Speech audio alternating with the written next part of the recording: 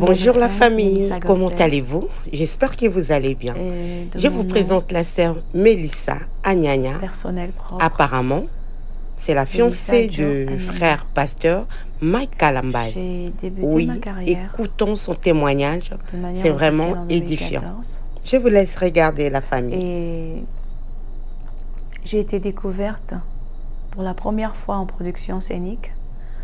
C'était lors de l'édition, je crois la 9e édition de FESPAM 2013 à Brazzaville. J'accompagnais, en fait, comme je suis aussi interprète, donc j'étais interprète pour Maman Yvonne Chaka Chaka. Et quand elle était en train de faire son training, donc ses répétitions avec son groupe, avec sa bande, et moi j'ai commencé à chanter. Elle a écouté ma voix, elle était bluffée. Elle m'a dit, tu vas chanter avec moi sur scène. J'ai dit, non, moi je ne chante pas. Déjà que j'avais déjà fait mes marques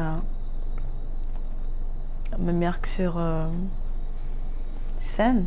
Et donc, quand elle m'a dit de monter sur scène avec elle, j'étais bluffée et en même temps hésitante pour la simple raison que j'avais déjà fait mes marques dans l'œuvre de Dieu. Et monter sur scène avec, c'est vrai que c'est une renommée, Maman Yvonne, mais c'était pour moi comme un défi qu'il fallait que je relève. En même temps, c'était comme aller à l'encontre de mes principes, sinon des principes chrétiens.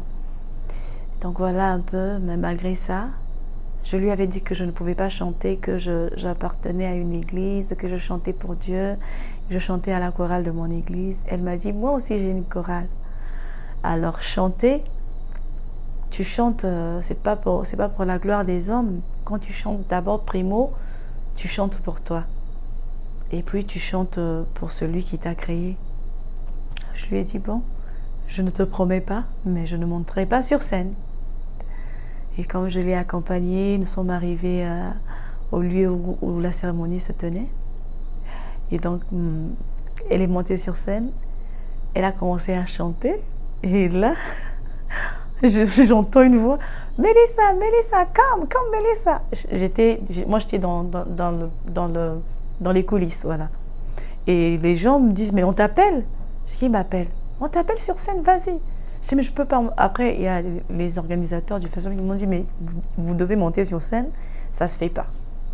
Quand on vous appelle comme ça, et le président était là, le président Sassou, toutes les autorités du Congo et même de l'Afrique, certaines autorités de l'Afrique étaient présentes. Donc je suis montée sur scène, j'étais toute timide et tout le monde m'a vue sur scène.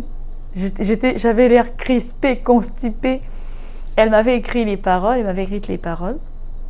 Et donc j'ai commencé à chanter. C'était le morceau Wema Zamani, ou Cambodge, c'est ça, un Cambodge. Et donc j'ai chanté au Cambodge, et ça a donné tout ce que ça pouvait donner, les réactions. J'ai reçu les appels de l'international, j'ai reçu les félicitations, comme des blâmes, comme des mécontentements. Comment tu as pu faire ça? Les frères et sœurs de l'église ont appelé le pasteur en catastrophe. Le pasteur m'a appelé, mais qu'est-ce qui s'est passé? J'ai expliqué la scène à mon pasteur. Et mon pasteur m'a dit, tu étais dans le cadre de ton travail. Et si ton travail t'a emmené à le faire, c'est ton travail, ça c'est ton milieu professionnel. Chacun de nous a une profession, c'est ton gagne-pain. Mais j'espère qu'au fond de toi, tu es en accord avec toi-même. Si tu te sens en paix avec toi-même, avec ton Dieu, moi je ne te reproche de rien, je ne te condamne pas. Et ça m'avait réconfortée. Quand j'ai entendu mon pasteur me dire ça, j'étais un peu apaisée. Et le fait seulement que toute l'assemblée était soulevée par rapport à ça, j'avais arrêté un peu les prestations à l'église, j'avais arrêté de chanter juste parce que j'étais montée sur scène accompagnée Maman Yvonne Chaka Chaka. Donc après cela, en 2014, je suis rentrée en studio chez Dem Records. J'ai commencé à enregistrer ma première chanson. C'est pas ma première composition, mais ma première chanson en studio. Et c'est Le cœur de l'homme. Dem, Dieu merci Ngoma qui est un frère pour moi. Et je suis arrivée dans son studio. J'ai dit, Dem, j'ai un chant, je veux chanter. J'étais attristée, je traversais une période assez difficile. Et cette chanson, je l'ai écrite, j'étais en consécration, j'étais en jeûne et prière d'une semaine. Et c'est pendant le jeûne, pendant que je faisais mes prières de 18h, que je cumulais les couplets de cette chanson, que je les écrivais en fait. Donc c'était chaque fois que j'étais en prière, je chantais, parce que j'étais emportée par l'esprit et je mettais mon téléphone en recording, et quand je priais, quand je me mettais à adorer, parce que quand je revenais à moi, je ne me rappelais plus, et donc quand je me mettais en recording, après avoir prié, je réécoutais, j'écrivais, je prenais les notes. Je suis allée voir Dem. Dem a commencé à plaquer les accords. J'ai dit, Dem, je veux que ce soit cette cadence. Est-ce que tu peux? Et donc, c'est comme ça que j'ai commencé à enregistrer cette chanson dans le studio de Dem Records. Le cœur de l'homme, ce fut mon premier produit, déjà dans les préparatifs et tout. J'étais épuisée, j'étais exténuée. Je parlais avec ma mère et j'ai senti dans mon cœur un chagrin monter en moi. Et j'ai appelé mon petit frère.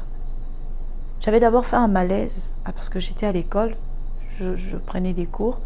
J'ai fait un malaise à l'école, on m'a emmené à l'hôpital, puis on m'a ramené à la maison. J'ai appelé mon petit frère pour savoir où il était.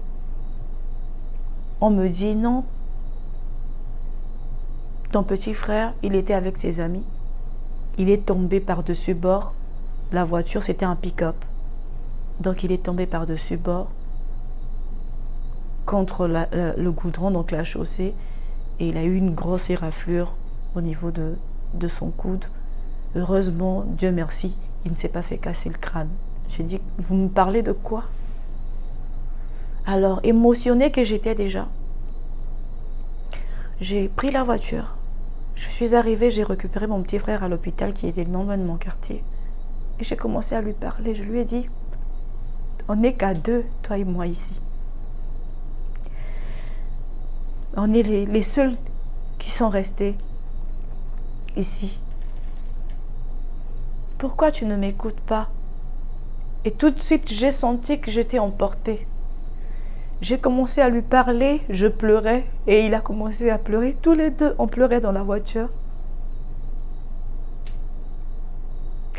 Jusqu'à ce qu'on arrive à la maison et j'étais déjà dans un second état. J'étais déjà en train de prier. J'étais en transe et j'avais ma mère au téléphone. Je priais, je parlais, je priais. Quand je suis arrivée, j'ai commencé à faire mes ablutions, me laver les pieds, me laver les mains, parce que moi, quand je prie toujours propre. J'ai fini et tout, et je suis rentrée dans la chambre, je me suis mise à genoux. J'ai mis mon téléphone sur haut-parleur. J'ai dit à maman, je prie. J'ai commencé à prier. Il était 19h. De 19h à 23h30 minuit, j'étais en prière. Je n'arrivais pas à m'arrêter. C'était comme s'il y avait un poids sur mon cœur.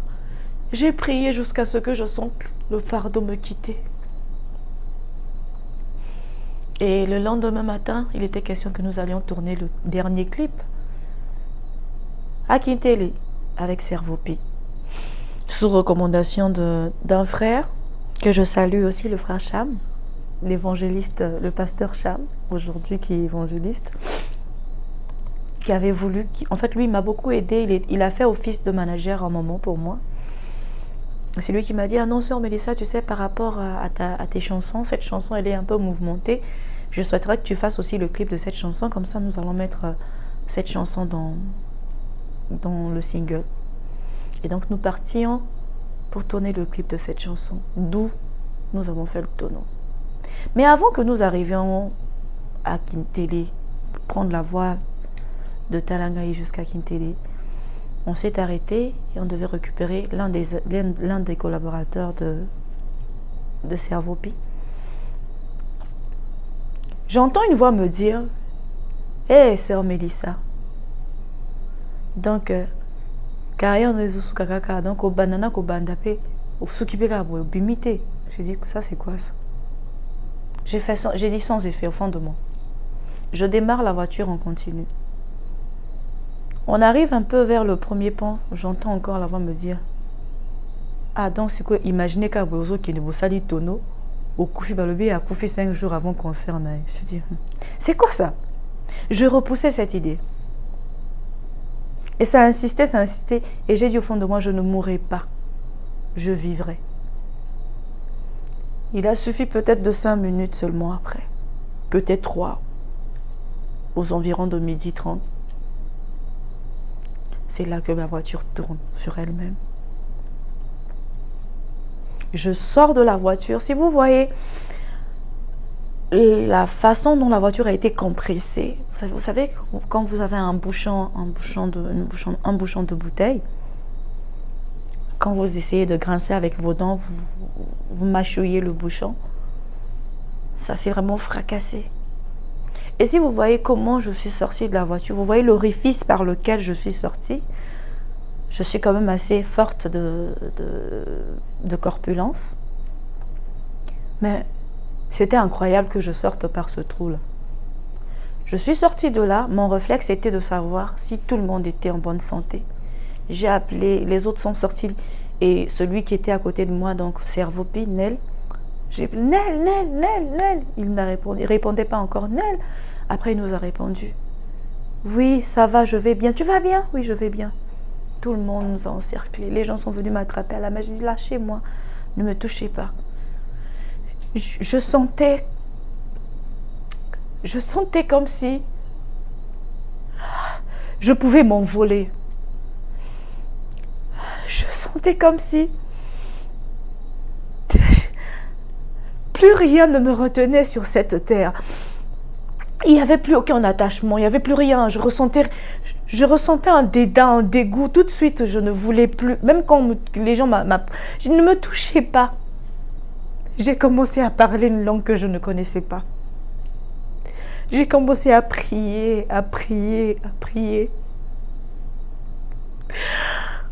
Et j'ai réalisé, c'est là que j'ai réalisé que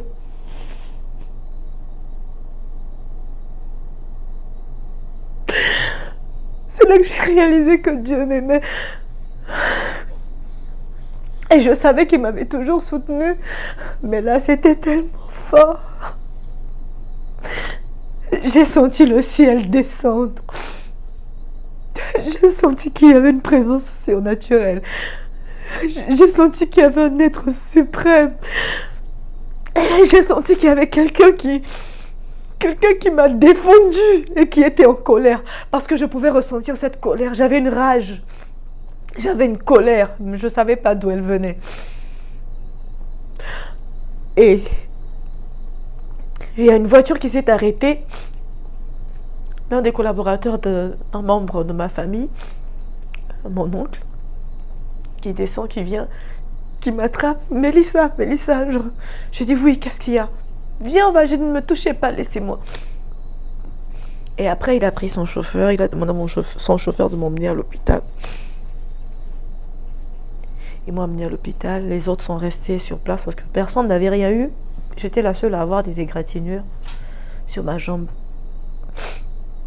Et donc, arrivé à l'hôpital, avant même d'arriver à l'hôpital, j'ai oublié un détail. Ce jour-là, le matin, mon pasteur, le pasteur Timothée Kombé,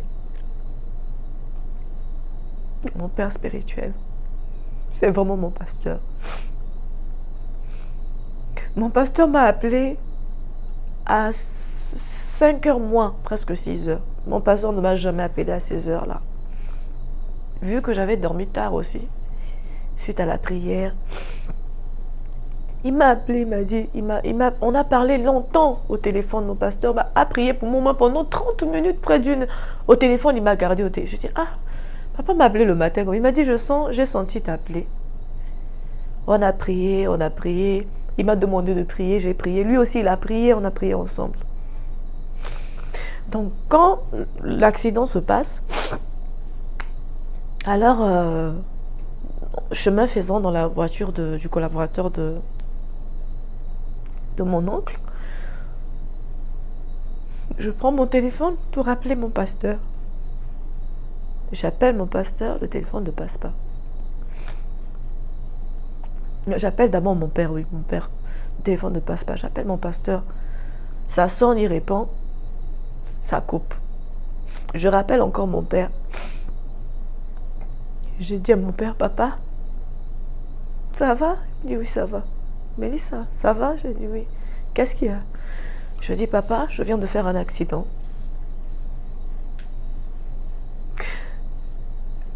Calme-toi, n'aie pas peur, ne panique pas. Ma fille, Mélissa, mon bébé. J'ai dit non, papa, calme-toi.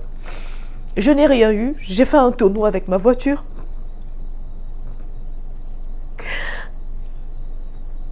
Papa, j'ai besoin que tu prononces ces paroles. Papa, on veut te voler un enfant. J'ai dit à mon père, papa, prononce la parole parce que ta parole est puissante. Tu es mon père, tu es vivant. Papa, prononce ces paroles.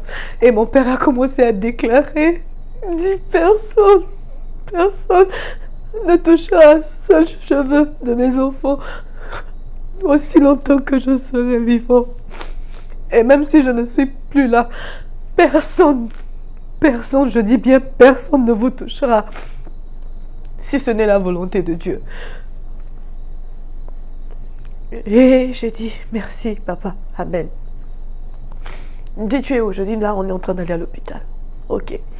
Il appelle ses frères, il appelle aussi mon cousin. Et là j'appelle mon pasteur. J'ai eu mon pasteur, je dis, pasteur Timothée, est-ce que tu sais que ton Dieu est vivant? Je dis, pasteur, est-ce que tu sais que tu as Dieu? Est-ce que tu le sais? Il dit, oui maman, dis-moi, qu'est-ce qu'il y a? J'ai dit, pasteur, je viens de faire un accident grave sur le viaduc. Dis, maman Mélissa, comment ça?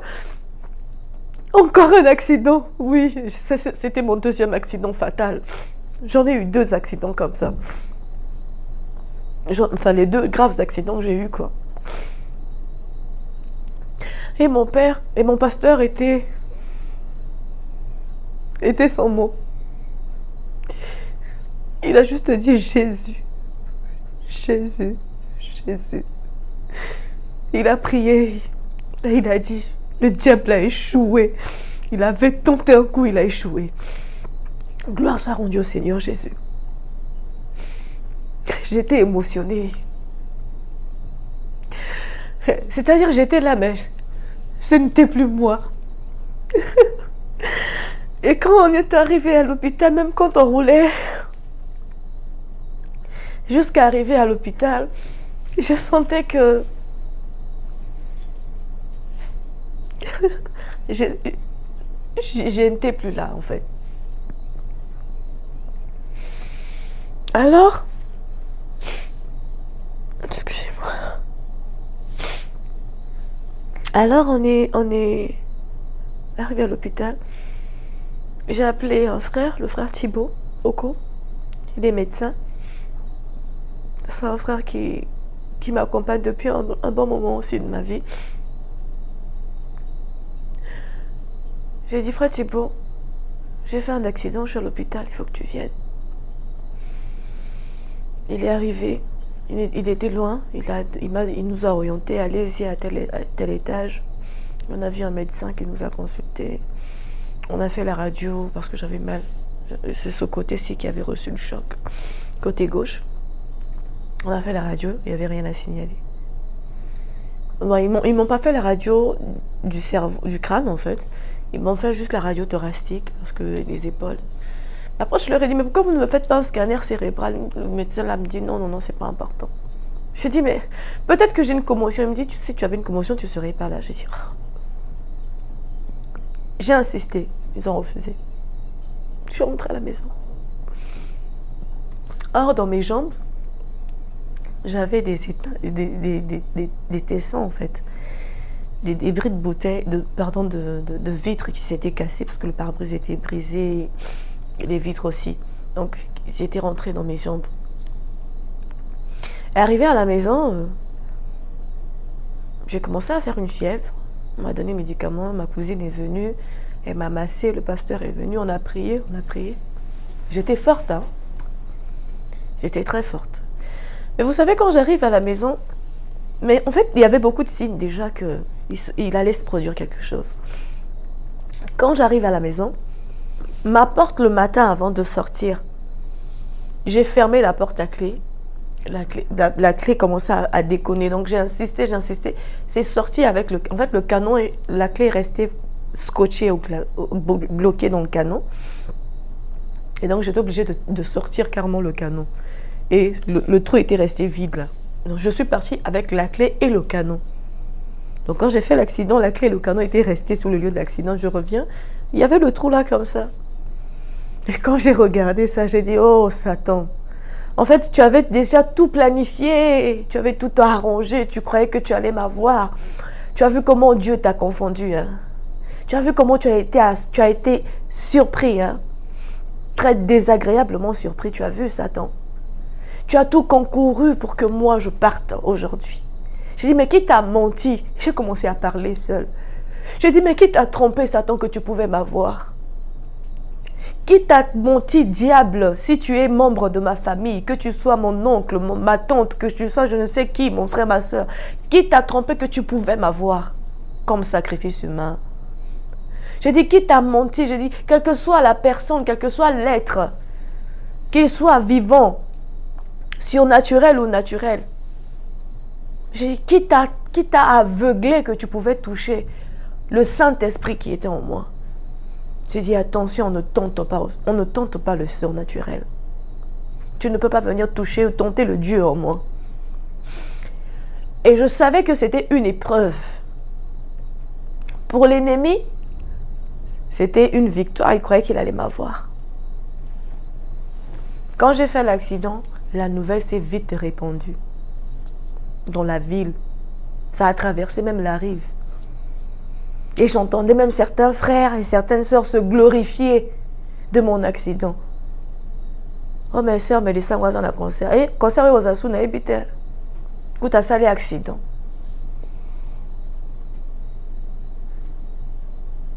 Il y a même certains qui ont dit peut-être qu'elle est morte. Elle est dans un état critique. On ne l'a pas vue.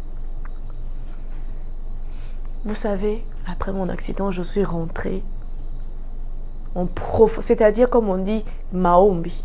Je suis rentrée en profondeur de la prière comme jamais. J'ai pris mon groupe Melissa Gospel. Ils sont venus chez moi à la maison. Nous avons jeûné et prié. Nous avons passé des nuits de prière. J'étais en train de présider, de leader ces prières. Alors, voilà comment, au sortir de cette consécration, nous avons presté sur scène le 25 décembre 2019 au Palais des Congrès. C'était un succès. Et le Seigneur Jésus était au rendez-vous. Il m'a honoré. Et il a témoigné de sa présence. Ceux qui étaient présents au concert l'ont vu sur scène. Je t'exhorte, toi qui me suis, à rester fidèle à Jésus. Il t'aime tel que tu es. Il m'a aimé tel que je suis. Il m'a choisi depuis le sein de ma mère, dans ma famille. Il m'a élevé spirituellement. Et c'est pour ça que je ne cesserai jamais de le louer, de l'adorer. D'où vient le témoignage? Voilà le chant témoignage. Et j'espère que cette chanson bénira une âme quelque part sur terre. Et j'espère que mon témoignage à moi pourra donner la vie, sinon ressusciter la foi de quelqu'un.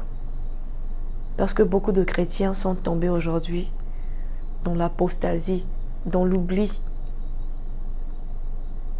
Mais Jésus vit Et il est vivant. Il est juste là.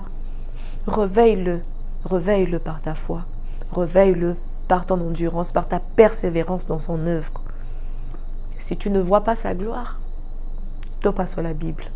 Mais je te le dis avec sincérité et assurance que Jésus est toujours là avec nous. Le cœur de l'homme qui avait été accompagné par Adam Record, nous avons finalement réalisé le clip du cœur de l'homme et de mon mari avec un frère vraiment précieux pour moi. Thomas, mon mari Thomas, H2O, comme la formule de l'eau. Oui, c'est un frère vraiment très. Je ne saurais comment qualifier le frère Thomas. Il ne me connaissait pas. Je lui ai payé le billet, il est venu. Il a traversé, il a laissé sa femme. Hein.